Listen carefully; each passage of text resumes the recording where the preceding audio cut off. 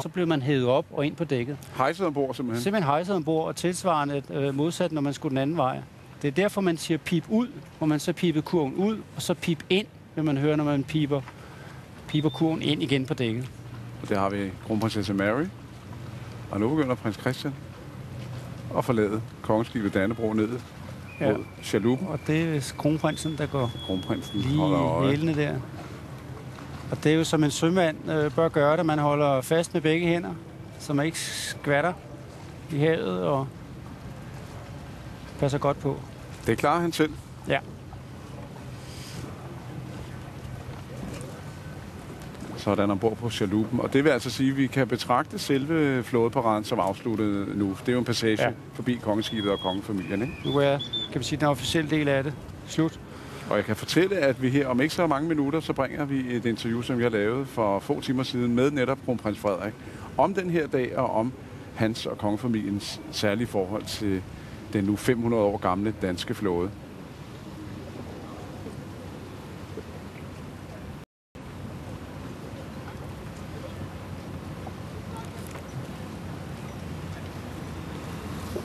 Det var kronprinsen. Han vinker altså farvel til... Ned, ja. Og chaluppen er jo lavet sådan, man kan i det gode vejr sidde udenfor, men også men han skal lige fortælle, fordi han bliver ombord, fordi der jo er fest og reception ombord på kongeskibet Dannebrog. Og derfor så vi altså, så vidt jeg lige nåede at fange kronprinsen, gå tilbage op af allerebet, som du kalder det. Ja. Fordi selvfølgelig har været med på kongeskibet Dannebrog, hvor der altså er reception. Et af mange indslag, som led i flådens 500 års fødselsdag i dag. Og i de kommende dage, hvor der altså er stort flådebesøg blandt meget andet i København. Med op mod 3.000 søfolk. Var det det, du fortalte før i byen? Ja. Der kan blive liv i gaden. Det kan der. De har gratis adgang til Tivoli, har jeg hørt. Ja, det er rigtigt. Der foregår noget i Tivoli, og der er også en forskellige former for festlige arrangementer. Og så er der på søndag er der en festgudstjeneste i Holmens Kirke, hvor de deltagende flådenationer også deltager i festgudstjenesten, og blandt andet også kronprinsparret kommer. Så det er sådan også en markering der, at den tilknytning, som jo Holmens Kirke, altså flådens kirke har, og derfor er det naturligt også, at det ligesom så slutter af med det. Så man kan sige, det er selvfølgelig, der har vi en prins, der havde fået lidt i øjet før, men det ser ud til at være vel overstået, og nu sejler vi så ind mod land. Han går glip af den reception, som farmand altså bliver ombord på kongeskibet for at være med ved. Og her er chaluppen altså ved at sejle ind til Holmen går ud fra, hvor den lagde ud fra, ikke? Det kunne godt se ud som om, at de ligger til over ved toldboden. Over ved toldboden? Det er ofte, at når de kongelige skal frem og tilbage, så foregår det via toldboden. Og så vil der holde biler deroppe, der lige kan køre over på, hvor de nu skal hen. Og masser af mennesker. Masser af mennesker, ja. Nyder både begivenheden og det fantastiske vejr her i dag.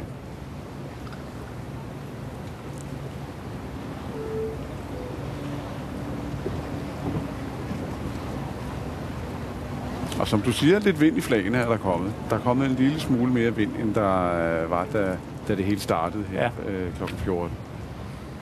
Og lige derovre til venstre kan man så skimme. Det var der var et område over ved AP Møller, hvor der var sådan en særlig reception også i andet. VIP-området. VIP-området, ja. Hvor de har haft mulighed for at følge flådeparaden fra den anden side der. Og flaget ved AP Møller der. Og her kan vi se, at kronprinsesse Mary og børnene, Isabella og prins Christian, er kommet vel i land med en lille hånd. Så er de fra bord fra chaluppen.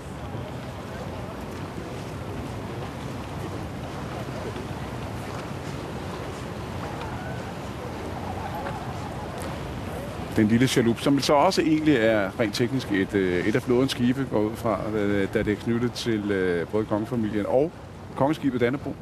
Ja, det hører til på den måde, så indgår det jo i flådens tal, selvom det ikke sådan er operativt på den måde, men det er jo grundlæggende, det støtter jo for kongeskibet, og når den kongelige familie og gæster osv. skal frem og tilbage, og man sørger for især for, at det bliver vedligeholdt.